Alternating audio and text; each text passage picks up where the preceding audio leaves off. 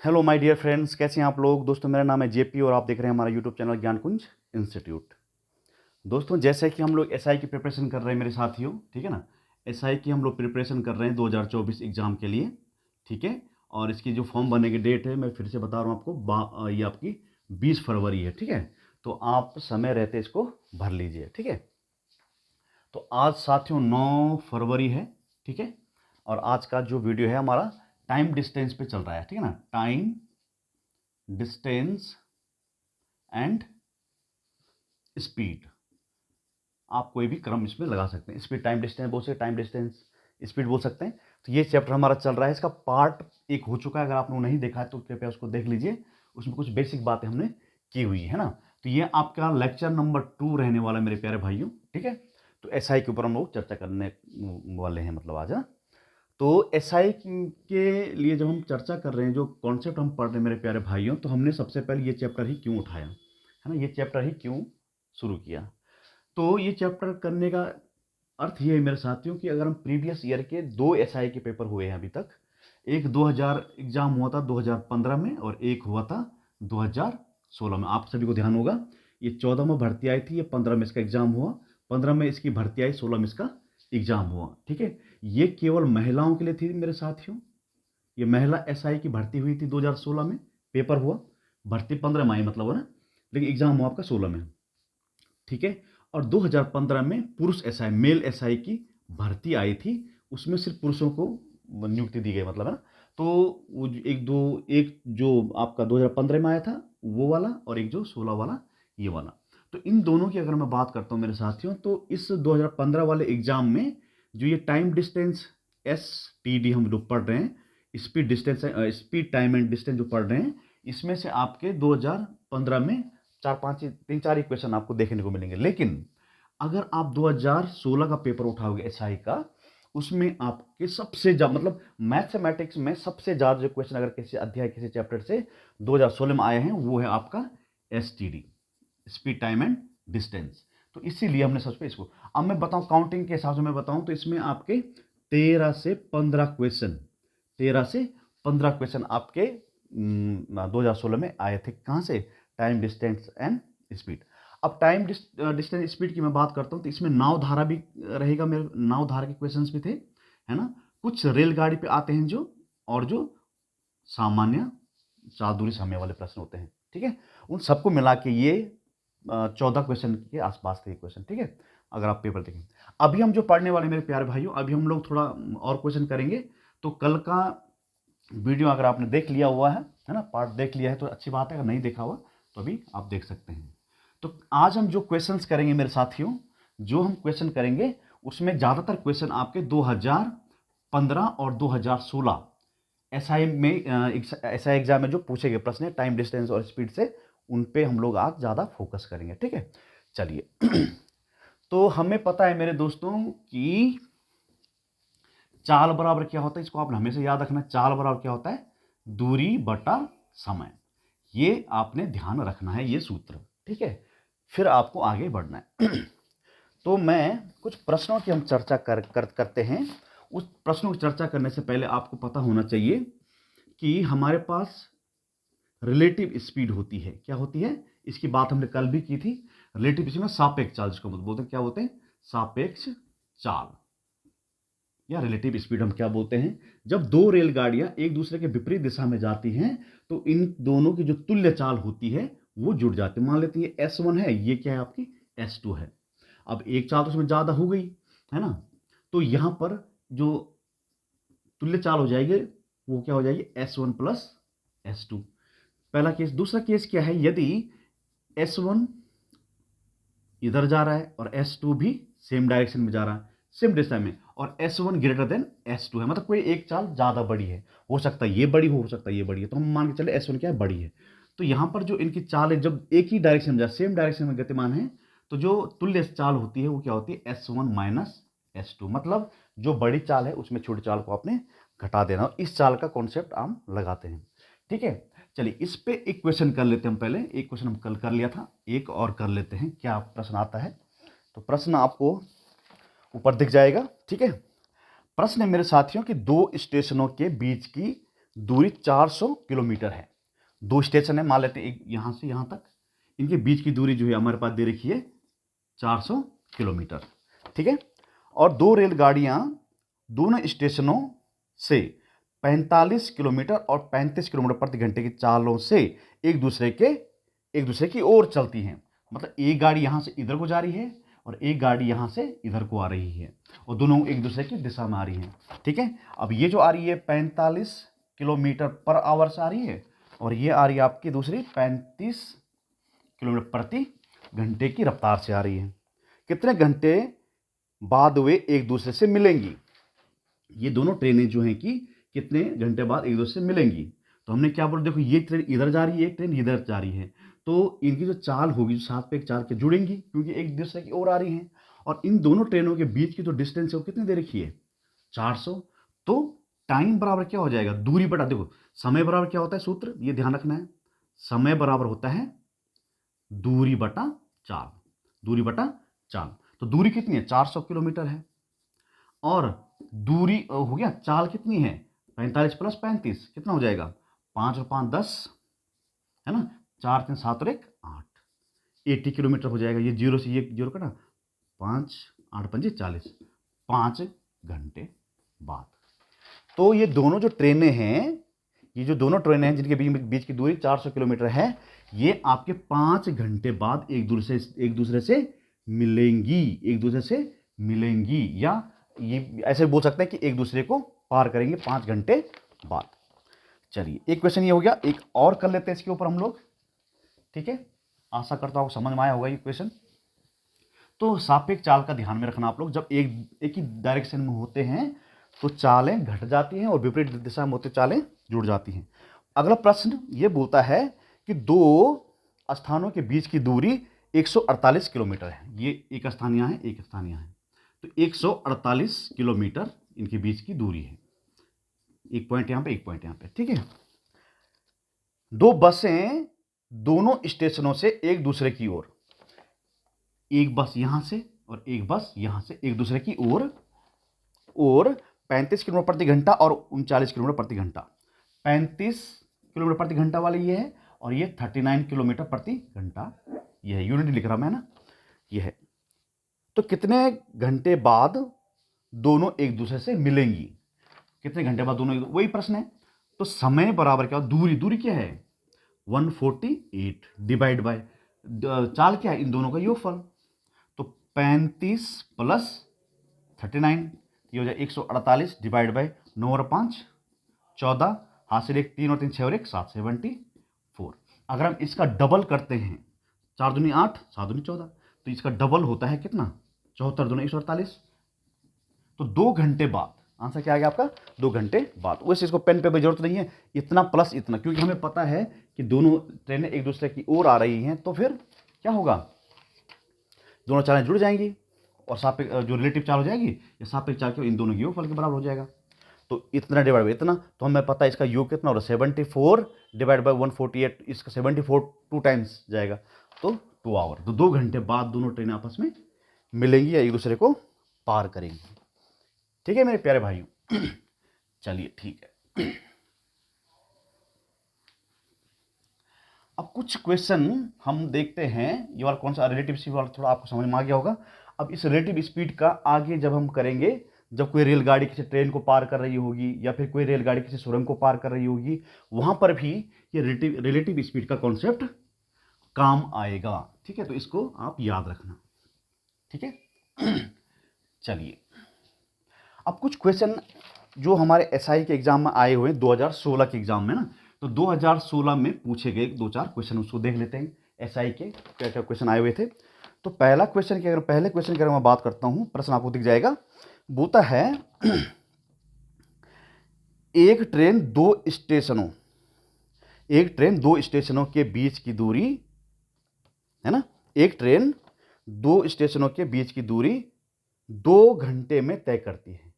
एक ट्रेन है, कोई ट्रेन है, ये 2 स्टेशन, एक स्टेशन ए है और एक बी है, और ये कोई रेलगाड़ी है यहाँ से जाती है, तो इसको पार करने में मान लेते T1 टाइम जो दिया हुआ यहाँ पे 2 घंटे में इसको क्या कर देती है, पार कर देती है। एक रेलगाड़ी 2 स्टेशनों मान लेते ए और बी हैं, इनको पार करने में 2 घंटे का समय लेती है, तय करती है। बोलो कारण आगे बोल रहा है तय करती है। यदि बोला यदि ट्रेन की गति, आगे क्या बोलते हैं, यदि ट्रेन की गति 6 किलोमीटर प्रति घंटा कम कर दी जाए तो उसी दूरी को, जो ये दूरी है उसको कितना करता है T2, 3 घंटे में तय करता है, 3 घंटे में तय करेगी। तो ट्रेन की वास्तविक चाल क्या है? तो ये 2016 में आया हुआ क्वेश्चन है।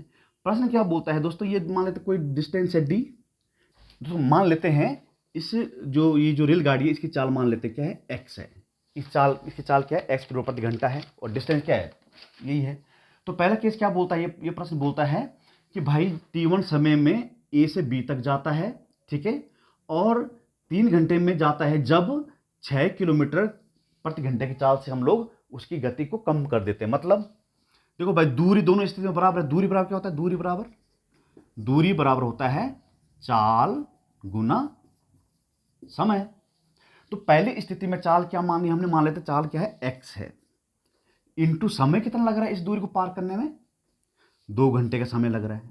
अब यही दूरी, अब क्या बोलता है, यदि बोलता है कि चाल को 6 किलोमीटर कम कर, जो पहले x चाल थी अब उसको 6 किलोमीटर प्रति घंटे से घटा दिया, कम कर दिया, तब इसी दूरी को तय करने में कितना घंटा लगता है, 3 घंटा लगता है। तो बोलता है कि ट्रेन की वास्तविक जो रियल स्पीड है वो कितनी है, ठीक है, घटी हुई स्पीड नहीं, ये वाली स्पीड। तो इसको करें 2x इक्वल हो जाएगा 3x माइनस 18।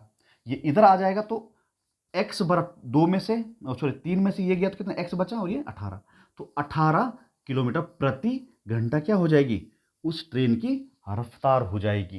कहने का मतलब क्या है, यदि कोई ट्रेन 18 किलोमीटर प्रति घंटे की चाल से जाए तो यहाँ से यहाँ तक पहुँचने में 2 घंटे लगता है। यदि बोला कि 6 किलोमीटर की जो स्पीड है कम कर दी जाए तब 3 घंटा लगता है, तो 6 मतलब 12 की करनी पड़ेगी, तब जाके वो 3 घंटे में पहुँचेगी। तो इस तरह से प्रश्न था। तो ये था दोस्तों 2016 का एक प्रश्न ये था। अगला क्वेश्चन हम देख लेते हैं, अगला क्वेश्चन देख लेते हैं हम लोग क्या है।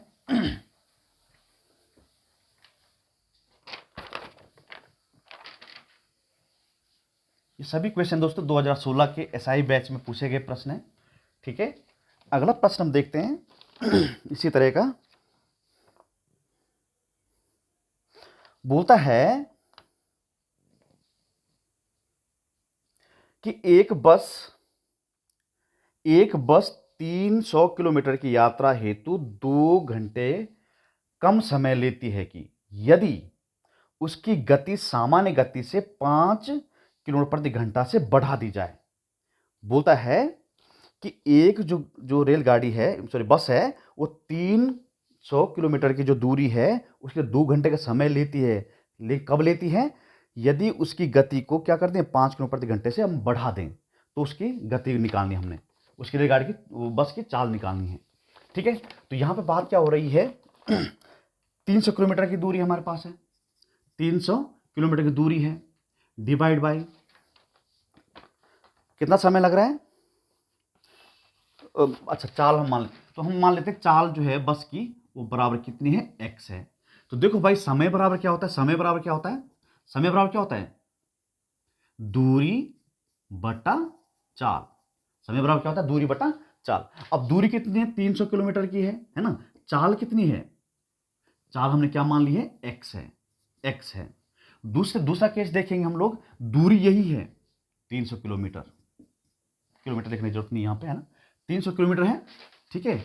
अब बोलता है कि यदि बोलता है चाल को कम कर दिया जाए, चाल को क्या कर दिया जाए, कम कर दिया, कितना कम कर दिया जाए, 5 किलोमीटर प्रति घंटे से कम कर दिया जाए, तो इनके बीच के जो समय का जो अंतर है कि वो आता है कितना, 2 घंटे का।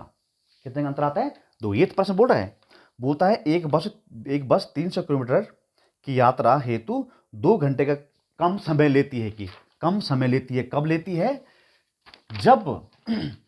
जब उसकी चाल को हम 5 किलोमीटर प्रति घंटे से कम कर देते हैं, तो वास्तविक चाल क्या है। तो यह प्रश्न, इसको सॉल्व करेंगे तो ये इधर आ जाएगा, तो ये 300 x माइनस 5 माइनस इसको इधर करेंगे 300 x इक्वल टू, ये दोनों का मल्टीप्लाई यहाँ हो जाएगा तो 2x और x माइनस 5 आपको दिखाने के लिए ना। इसको सॉल्व करेंगे हम लोग अगर तो कितना आएगा 300x माइनस 5 दिया 1500 माइनस ये 300x है बराबर 2x² माइनस इसको करेंगे तो 5 दूनी 10x ये हो जाएगा। अब देखो इस 300 से ये 300 खत्म हो जा रहा है कि उतना ही है खत्म हो जाएगा, ठीक है ना। अब ये माइनस उधर जाएगा तो प्लस हो जाएगा, तो ये हो जाएगा 2x² माइनस 10x और ये इधर आ जाएगा प्लस का हो जाएगा ये कितना 1500 बराबर 0, ठीक है। अब देखो 2 से हम इसको काट सकते हैं तो क्या हो जाएगा x² माइनस 2 से काटेंगे ना 2 पंजे 10 प्लस 1500 करेंगे तो 2 सत्ता 14 कितना बचा दो एक बचा 2 पंजे 10 और ये 200 ये हो जाएगा 750। तो ये आगे भाई हमारे पास द्विघात समीकरण, ये क्या आ गया हमारे पास द्विघात समीकरण। आ रही बात समझ में। अब यहां पर अब यहां पर ट्रिक से काम करना है। किससे बात काम करना है? ट्रिक से काम करना है। ट्रिक से क्या काम करना है? यहां पर देखिए आप लोग 750 है और कौन सा सिंबल है? प्लस का सिंबल है। यहां पे किसका सिंबल है? प्लस का सिंबल है। जब प्लस का सिंबल होता है तो आपने क्या करना है, इसका ऐसे डिवाइड मतलब ऐसे दो खंड करने, इसके पार्ट करने हैं कि इसका जो जोड़ के इनका जो अंतर हो इसके बराबर हो जाए, है ना, और गुणनफल किसके बराबर हो जाए? इसके बराबर हो जाए। अरे बात समझ में। इनको इसके जो फैक्टर आप करेंगे ना, इसके जो फैक्टर करेंगे आप दो ऐसे फैक्टर करने हैं जिनका गुणनफल 750 के बराबर हो जाए और उनको घटा के या जोड़ के किसके बराबर हो जाए? 5 के बराबर हो जाए, ठीक है। तो यहां पर अगर हम देखते हैं एक संख्या है 30 और एक संख्या कितनी है 25। अब इन दोनों को घटाएंगे हम लोग तो कितना आता है? 5 आता है। क्या इनको गुणा करके आता है 25 दिया 75 जो जीरो ही लगी है, तो ये आपका ये हो गया आपका फैक्टर। अब ध्यान ये रखना है मेरे साथियों, यहां पे जो चिन्ह क्या है माइनस और किसका है? प्लस का है। माइनस और किसका है? प्लस का है। तो इसको जब आप ये निकाल देंगे ना तो आपने क्या करना है, इनके साइन बदल देने हैं। तो ये माइनस का आपने प्लस कर देना, प्लस का क्या कर देना? माइनस कर देना। तो इसका चिन्ह हो जाएगा प्लस का और इसका हो जाएगा माइनस का, इसका हो जाएगा माइनस का। तो जो आंसर हमेशा हम किसको लेते हैं? पॉजिटिव आंसर लेते हैं। तो यहां पर जो x का वैल्यू आ जाएगा वो कितना आ जाएगा? 30 आ जाएगा। अब हमें क्या निकालना? चाल निकाल किलोमीटर प्रति घंटा। तो 30 किलोमीटर प्रति घंटा हो जाएगी उस बस की चाल। अरे बात समझ में।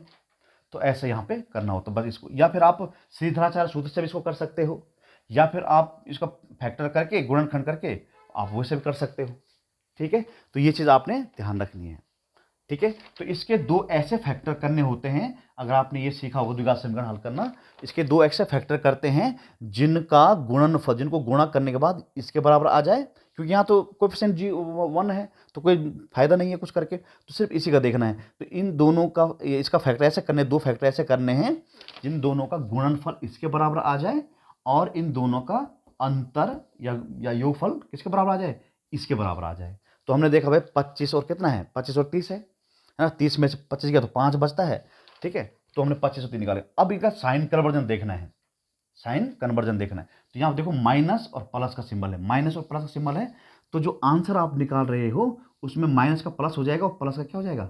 माइनस कर देना है। तो ये प्लस हो जाएगा और ये क्या हो जाएगा? माइनस आंसर, ठीक है। तो इसमें जो पॉजिटिव जो फैक्टर होता है उसी को लिया जाता है आंसर के रूप में। तो एक्स का मान कितना आ गया? 30 आ गया, ठीक है। तो ऐसा करना है। एक और कर लेते हैं ऐसे वाला। देखो अगला क्वेश्चन देखते हैं हम लोग क्या बोलता है। बोलता है एक रेलगाड़ी 63 किलोमीटर की दूरी एक निश्चित औसत चाल से तय करती है, ठीक है, और 72 किलोमीटर की दूरी उसके मूल गति से 6 किलोमीटर अधिक की औसत चाल से तय करती है। यदि यात्रा का कुल समय 3 घंटे का हो तो रेलगाड़ी की चाल क्या है? देखो भाई टोटल टाइम की बात चल रही है तो समय में ही आपको इस समीकरण को बनाना होगा, ठीक है। तो भाई एक रेलगाड़ी 63 किलोमीटर की दूरी है ना, एक निश्चित चाल से चलती है और 72 किलोमीटर की दूरी मूल गति से 6 कम। तो मान लेते हैं हम जो इसकी चाल है, जो स्टार्टिंग जो चाल थी वो क्या थी? x थी। कुछ भी ऐसे मान सकते, कुछ भी मान सकते हैं। तो समय बराबर क्या होता है? समय बराबर क्या होता है? दूरी बटा चाल। दूरी कितनी है पहले केस में? 63 किलोमीटर बटा चाल क्या मान रहे हैं हम लोग इसको? x मान रहे हैं, ठीक है। तो इसमें ये समय लगा 63 किलोमीटर की दूरी को तय करने में 63/x समय लगा, और दूसरा कितना दूरी है 72 किलोमीटर, 72 किलोमीटर की दूरी है। और इसको पार करने के क्या बोलता है, चाल को क्या बोलता है, जब चाल को 6 किलोमीटर प्रति घंटा से बढ़ा दिया जाए, जो पहले x थी उसको x + 6 कर दिया जाए, तो ये जो दोनों का जो समय है, टोटल समय जो लगता है कि वो लगता है कितने के बराबर, 3 घंटे के बराबर। वो कितने के बराबर लगता है, 3 घंटे के बराबर। देखो पहले केस में दूरी कितनी है 63, चाल कितनी माने हमने x, तो यहाँ पे जो समय लगा ये हुआ।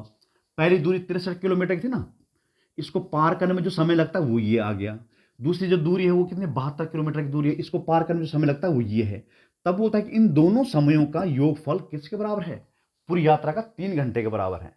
तो हमें बतानी है उस रेलगाड़ी की चाल, ठीक है। तो इसको क्रॉस मल्टीप्लाई करेंगे हम लोग, तो ये हो जाएगा 63x प्लस, गुणा कर दो 6 × 3 = 18 और 6 × 6 = 36 और 1 37, है ना, बराबर नहीं, यहाँ से इसको करेंगे तो प्लस 72x = इन दोनों का यहाँ हो जाएगा। तो डायरेक्ट मल्टीप्लाई कर दें, x² हो जाएगा 3, x² हो जाएगा 3, x² हो जाएगा x, 6x 6 × 18x हो जाएगा, और 6 × 18x हो जाएगा ये, ठीक है। देखो इसका गुणा ठीक है हमने, 6 × 18 का 8 हासिल, 1 6 × 6 का 36 और 1 37, ठीक है, बिल्कुल कोई दिक्कत नहीं है, ठीक है। तो अब हम क्या करेंगे, इन चीज़ों को उस तरफ लेके जाएंगे। तो सबसे पहले इन दोनों को देखो जोड़ेंगे हम लोग, कितना होता है 3 और 2 5 और 7 और 6 13, x प्लस क्या हो जाएगा 378 = 3x² + 18x।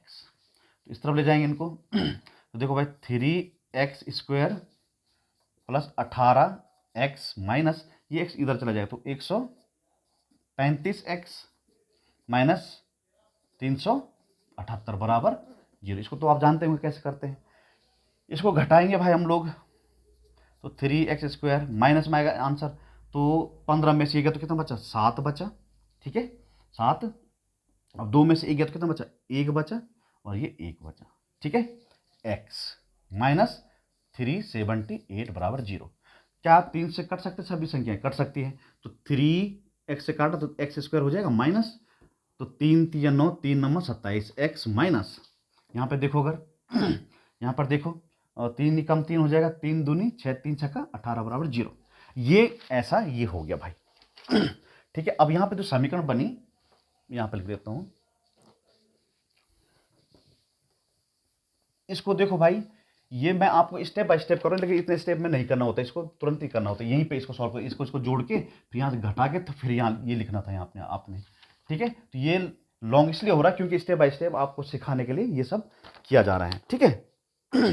देखो भाई, अब अच्छा ये समीकरण को हल करना है यहाँ पे, तो x² माइनस 39x माइनस 126 बराबर 0। अब हम जानते हैं दोस्तों, इसके 2 ऐसे फैक्टर करने हैं जिसका गुणनफल इसके बराबर आ जाए और उनका जोड़ और घटाना, जोड़ के या घटा के ये आ जाए, मतलब, ठीक है। तो ऐसा कोई दिमाग लगाना हम लोगों ने, ठीक है, कौन सी वो संख्या हो सकती है। तो यहां पर देखते हैं हम लोग 42 - 3 करें, अगर 42 - 3 करते हैं अगर हम लोग, तो 42 - 3 कितना 39 होता है, और इसको गुणा करेंगे तो कितना 3 दूनी 6 और 3 × 4 = 12, ये हो रहा। तो 42 और, तो मतलब x की जो वैल्यूज आ रही है यहाँ पे, एक तो 42 हमारा दिखने को मिल रहा है, और एक क्या दिखने को मिल रहा है 3। ये ट्रिक से कर रहे हैं हम, ये किससे कर रहे हैं, ट्रिक से कर रहे हैं। अब जब आप ये चीज निकाल लोगे तो अभी आंसर नहीं है, अब क्या सिंबल जो साइन होता है ना उसका कन्वर्जन करना है। तो देखो भाई दोनों तरफ क्या है, माइनस माइनस सिंबल है। जब प्रश्न में माइनस माइनस का सिंबल होता है, तो जो x के कोएफिशिएंट आप निकालोगे उनका सिंबल कैसे करना है, आपने इसको बदल के प्लस कर देना और इसको माइनस का माइनस ही रख देना है, ये बात ध्यान रखनी है। तो ये आपका प्लस हो जाता है और ये आपका माइनस में आएगा फाइनल आंसर, बस। अब क्योंकि जब हम x से कोएफिशिएंट निकालते हैं तो माइनस वाले चीज को हम लेते नहीं है, हम किसको लेते हैं, पॉजिटिव को लेते हैं। तो कहने का अर्थ क्या हुआ, जो चाल थी x हमने माने थी वो कितना है 42 किलोमीटर प्रति घंटा, तो 42 किलोमीटर प्रति घंटे की चाल से वो बस या ट्रेन जो भी है उसकी चाल हो जाएगी, ठीक है। चलिए अगला प्रश्न देखते हैं हम, ऐसा आएगा क्या पूछा गया है। बोलता है 2 ट्रेनों की गति का अनुपात दो ट्रेनों की गति का अनुपात 7:8 है। पहली बात ये हो गई, ठीक है। यदि दूसरी ट्रेन, यदि सेकंड वाली ट्रेन बोलता है, यदि दूसरी वाली ट्रेन 5 घंटे में 400 किलोमीटर की दूरी तय करती है या चलती है, तो पहली ट्रेन की गति क्या है, पहली ट्रेन की गति क्या है। तो सबसे पहले यहां देखो समय दे रखा है और क्या दे रखा है, दूरी दे रखा है। तो यहां से क्या निकलेगा, चाल निकलेगा भाई। टाइम आपको पता है एंड डिस्टेंस आपको पता है, तो तीसरी चीज कौन होती है, स्पीड। तो सेकंड की स्पीड s2 बराबर होता है दूरी बटा समय। तो 400/5 बराबर 5 से काटेंगे तो 5×8 तो 80, तो 80 किलोमीटर प्रति घंटा क्या आ जाएगी, चाल आ जाएगी भाई। किसकी, दूसरी ट्रेन की।